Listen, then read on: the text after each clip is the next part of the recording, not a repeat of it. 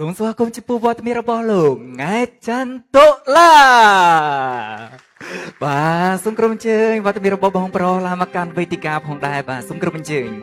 បាទជម្រាបសួរបងបាទហើយបាននិយាយអំពីកម្រិតនៃការសាកថ្មវិញពី30ទៅកាន់80%ដឹងចំណាយពេលប៉ុន្មានទេចំណាយពេលត្រឹមតែ18នាទីតែប៉ុណ្ណោះបងប្អូនទាំងគ្នាអបអរសាទរមួយបានទេបាទបច្ចេកវិទ្យាទំភ្ញៀវកិត្តិយសជានឹងអន្តរជាតិអស់លោកលោកស្រីអ្នកកញ្ញាទាំងអស់ជាទីមេត្រីសម្រាប់កម្មវិធីរបស់យើងនៅក្នុងថ្ងៃនេះក៏បានធ្វើការអញ្ជើញចូលរួមពីវត្តមានរបស់អ្នក review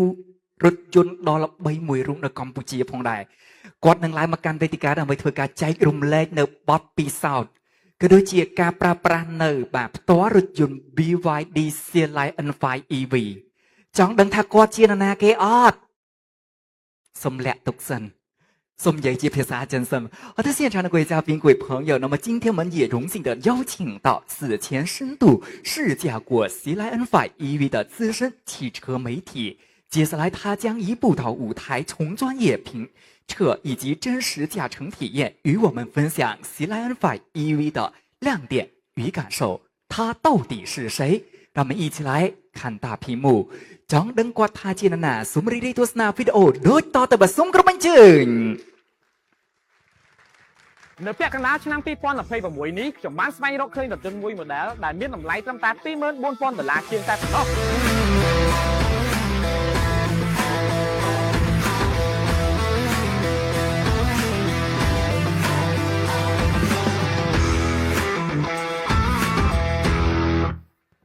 សូមស្វាគមន៍ចំពោះវត្តមានរបស់លោកថ្ងៃច័ន្ទតុលា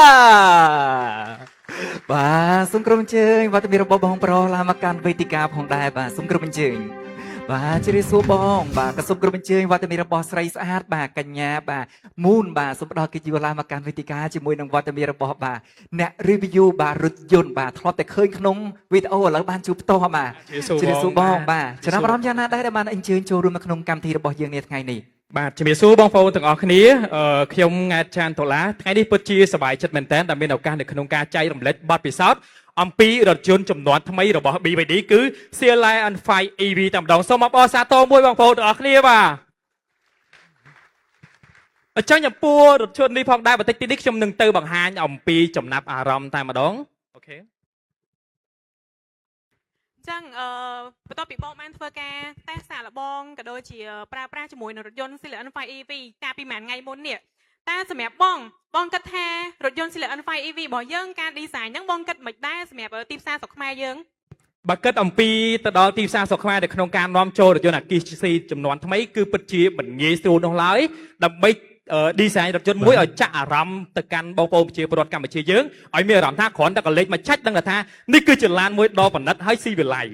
មិនងាយណាប៉ុន្តែសម្រាប់រថយន្ត BYD Lion5 EV នេះផងដែរគឺពិតជាធ្វើឲ្យយើងមានចំណាប់អារម្មណ៍ខ្លាំងមែនតើទាំងពណ៌ដែលបានបង្កើតមកបាទពណ៌ស្រស់ចាត់ឆាយក៏មានពណ៌សក៏មានជាមួយនឹងពណ៌កូរ៉េបែបចំនួនថ្មីទៀតបងប្អូនជិះទៅដឹងតែប្លែកគេហ្មងចឹងតិចទៀតចាំតិចទៀតនៅពេលដែលបើកកណាត់ហើយចំណងបងប្អូនទៅទស្សនាមកជុំហើយបាននិយាយអំពីផ្នែកចង្គៀងវិញណាdesign មកដូចជាកែវភ្នែកដែលកំពុងសម្លឹងមើលយើងជាម្ចាស់អញ្ចឹងបងប្អូនអរគ្នា Wow ហើយមិនមែនមើលមកបែប slot មើលមកបែបកាចហើយប៉និតមានភាព unique មួយដែល BYD បានបង្កើតឡើងយ៉ាងពិសេសសម្រាប់ប្រជាជនកម្ពុជាបាទអញ្ចឹងមានន័យថាបើករថយន្តហ្នឹងទៅមានអនុភាពតែម្ដងបាទមានអនុភាពតែម្ដងហើយមានទំនុកចិត្តទៀតសូម្បីតែផ្នែកស្តុបខាងក្រោយត្រូវបានរចនាមកពីដំណក់ទឹកតែម្ដងដែលប្រៀបធៀបទៅដូចជាសិល្បៈមួយរបស់ចិនអញ្ចឹងដែលលាយបញ្ចូលទៅលើការ design នៃស្តុបនេះមើលមកគឺប៉និតមែនតើហើយលក្ខណៈថាជាស្តុបកាត់តឹងទៀតកាន់តែទាន់សម័យបាទពិតជាកំពូលអ្នក review មែនមើលតាំងពីស្តុបខាងក្រោយទៀតអូទិញឡានត្រូវមើលច្រើនមែនតើមើលការ design មិនដែរបាទមើល background អំពីក្រុមហ៊ុនមិនដែរមើលអំពីការធានាមិនដែរប៉ុន្តែសម្រាប់ BYD Lion5 Agissi នេះខ្ញុំជឿថាមិនមែនតែខ្ញុំដែលយកភ្នែកមើលទេបងប្អូនដល់គ្នាបន្ទាប់ពីបើកកណាត់ខ្មៅនេះហើយច្បាស់ទៀតសម្លឹងមិនដកភ្នែកឡើយហើយចំពោះតម្លៃវិញដឹងតែមាន surprise តែម្ដងបងប្អូនទាំងអស់គ្នាចាបាទអញ្ចឹងសម្រាប់សំណួរបន្ទាប់ខ្ញុំចង់ដឹងថាបងគិតថារថយន្តដែលមានតម្លៃ20,000ជាងរែងបានរហូតដល់ទៅ520គីឡូហ្នឹងបងគិតថាស័ក្តិសមសម្រាប់ប្រើប្រាស់នៅក្នុងទីផ្សារប្រទេសកម្ពុជាយើងអត់បង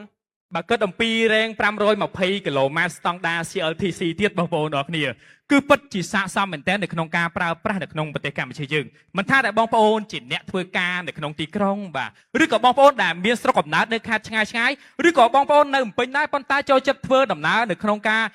ដើរលេងកំសាន្តអីចឹងទៅ520គីឡូម៉ែត្រស្តង់ដារ CLTC បើគិតអំពីការធ្វើដំណើរទៅកាន់ខេត្តសៀមរាបគឺមិនបាច់ចាំសាកថ្មទេ បាទ ចា ងាយស្រួលតែម្ដង បាទហើយជាប្រភេទស្តង់ដារដែល BVD បានបង្កើតមកទៀតបងប្អូនទាំងគ្នាជិះទៅគឺសប្បាយចិត្តមែនតើមិនថាយើងអត់ហត់នឿយហើយបាននិយាយអំពីកម្រិតនៃការសាកថ្មវិញពី30ទៅកាន់80%ដឹងចំណាយពេលប៉ុន្មានទេចំណាយពេលត្រឹមតែ18នាទីតែប៉ុណ្ណោះបងប្អូនទាំងគ្នាអបអរសាទរមួយបានទេ បាទបច្ចេកវិទ្យាទំនើបសាកថ្មលឿនងាយស្រួលក្នុងការប្រើប្រាស់សន្សំសំចៃធម្ម ប្រែង ពល បានឆ្ងាយទៀត បាទ មានអីទៀតទេ នៅមាន ឆ្ងល់ឲ្យសួរហើយទៅបានជួប idol ចារៀងផៃដែរបានជួប idol ចឹងណាបងអូខេអញ្ចឹងតកតងជាមួយនឹងមុខងារជំនួយបើកបរដែលខ្ញុំទាំងពីរនេះបុថាបានធ្វើការ present ជូនបងមិញតើបងគិតថាមុខងារមួយហ្នឹងវាផ្ដល់ភាពងាយស្រួលទៅដល់អ្នកប្រើប្រាស់មិនខ្លះដែរបង អូបើនិយាយអំពីមុខងារវិញឡានតម្លៃ20000ជាងមែនតែមានមុខងារចូលចតដោយស្វ័យប្រវត្តិ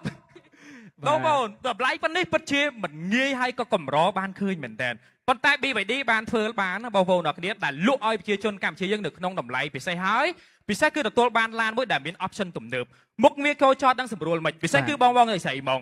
បងណាខ្លះដែលអាយ៉ាឡានទៅអាសាស៊ីកែមកង់អីចឹងណាជួយលើកដៃបានទេអញ្ចឹងខ្ញុំជឿថាច្បាស់ជាមានហើយបងប្អូនអ្នកគ្នាតកតងជាមួយនឹងការអាយ៉ាឡាននេះគឺអាចធ្វើការមានមុខងារជាមួយនឹងការចូលចតដោយស្វ័យប្រវត្តិពេលដែលបាត់នៅផ្សារទំនើបម្ដងកន្លែងជាតិហ្នឹងគឺវាបាត់ឲ្យយើងបានស្រួលហ្មងពិសេសក៏មានជាមួយនឹងប្រព័ន្ធ emergency braking ផងដែរតែវានឹងធ្វើការចាប់ប្រាំងឲ្យយើងដោយស្វ័យប្រវត្តិនៅពេលដែលមានឧបសគ្គបាទប្រព័ន្ធ lane keeping assist ហើយជាមួយនឹងប្រព័ន្ធសុវត្ថិភាពដូចជាកាមេរ៉ា360ដឺក្រេហើយបើនិយាយអំពីប្រព័ន្ធកាមេរ៉ា360ដឺក្រេនេះដែរមានរហូតដល់10គ្រាប់ឯណោះសួរថាដាក់ចឹងមកធ្វើអីដាក់មកច្រើនម៉េចមានទៀត ដាក់មកទៅអីច្រើនម៉ែ តែឲ្យឈ្នះបង ដាក់ឲ្យឈ្នះ បាទដាក់មកឈ្នះហ្មងបាទ បាទ អញ្ចឹងចំពោះកាមេរ៉ានេះផងដែរបើសិនជាយើងទៅពិនិត្យមើលគឺពិតជាមានកម្រិតច្បាស់ល្អមែនតើពេលខ្លះបើសិនជាយើងក៏លេខទៅមើលកាមេរ៉ាមានដូចគ្នាប៉ុន្តែគុណភាពនៃកម្រិត HD គឺខុសគ្នាតែម្ដងចំពោះរថយន្តនេះគឺលក្ខណៈកាមេរ៉ាច្បាស់តែម្ដងណាហើយចំពោះបើសិនជាឡានរបស់យើងចតចោលនេះគឺជាប្រព័ន្ធសុវត្ថិភាពមួយដែលកម្របានឃើញដូចគ្នាដែរនៅលើឡានតម្លៃប៉ុណ្នេះ ជាការពិត បាទបើសិនជាមាននរណាមានបំណងចង់តែកាច់កញ្ចក់ចូល ខ្ញុំ ចិត្តរថយន្តយើង auto record រថយន្តនេះវានឹងធ្វើការ auto record ឲ្យយើងតែម្ដង ចា បាទ បាទ និយាយទៅគាត់ចាប់បានលឿនហើយបង ជាប្រព័ន្ធសាកប្រើហើយ អូខេបងអញ្ចឹងចំណាប់អារម្មណ៍ចុងក្រោយអត់រំខានបងយូរទេជាចុងក្រោយនេះចង់សួរថាតើបងគិតថារថយន្តប្រភេទមួយនេះស័ក្តិសមទៅដល់ទិជនបែបណាខ្លះនៅក្នុងប្រទេសកម្ពុជារបស់យើង បើគិតអំពីរថយន្តនិងវត្ថុបំណងដែល BYD យករថយន្តនេះចូលនៅក្នុងទីផ្សារប្រទេសកម្ពុជាយើងច្បាស់ជាមានអតិថិជនគោលដៅហើយបងប្អូនបើសិនជាចង់បានឡានដែលមានលក្ខណៈថាជាន់ហោះជានេះត្រូវទេនិយាយត្រង់បងប៉ុន្តែបើសិនជាបងជាអ្នកធ្វើការនៅក្នុងទីក្រុងចង់បានឡានវិញសំចៃនេះ BYD Sealine 5 EV ដំណើរការដោយប្រព័ន្ធអគ្គិសនីសុទ្ធជួយទាំងបរិស្ថានជួយទាំងសេវថវិកាយើងនិយាយឲ្យកាន់តែមុតទៅ BYD យករថយន្តនេះមកជួយដល់សេដ្ឋកិច្ចប្រជាជនកម្ពុជាយើងទៀត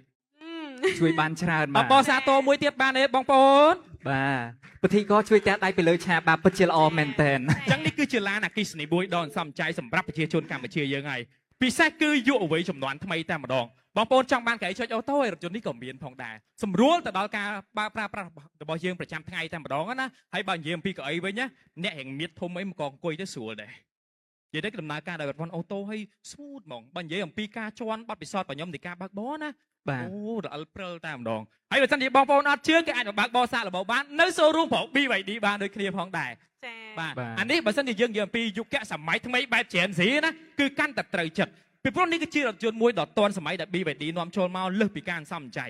ក៏ជិះទៅលក្ខណៈបែប lifestyle មកលយកាលីបបដ ாய் អញ្ចឹងសម្រាប់អ្នកផលិតមាតិកាបាទសម្រាប់អ្នកដែលមានគ្រួសារចង់ប្រើប្រាស់ចង់ផ្លាស់ប្ដូរពីរថយន្តសាំងមកប្រើប្រាស់រថយន្តអគ្គិសនីមួយនេះក៏ត្រូវដែរអញ្ចឹងសម្រាប់អ្នកដែលធ្វើការក៏ត្រូវបាទពិសេសអ្នកដែលមានគ្រួសារ5នាក់អីហ្នឹងណាឡានជាប្រភេទ SUV 5កៅអី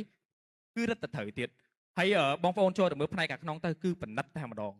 បាទហើយលើពីនេះសម្រាប់បងប្អូនដែលចូលចិត្តធ្វើដំណើរកំសាន្តគឺកាន់តែលាយបញ្ចូលអារម្មណ៍ស្រស់ស្រាយជាមួយរថយន្តនេះដែលបានអំពាក់មកជាមួយបច្ចេកវិទ្យាទំនើប AI ជួយឲ្យអារម្មណ៍យើងមានអារម្មណ៍ថាស្រស់ស្រាយបាទចូលទៅមានដបូលបើកវាទៅគឺស្រស់ស្រាយតែម្ដងបាទអត់ធុញទេ មើលផ្កាយបានណា ពីព្រោះបើសិនជាយើងចូលទៅកាន់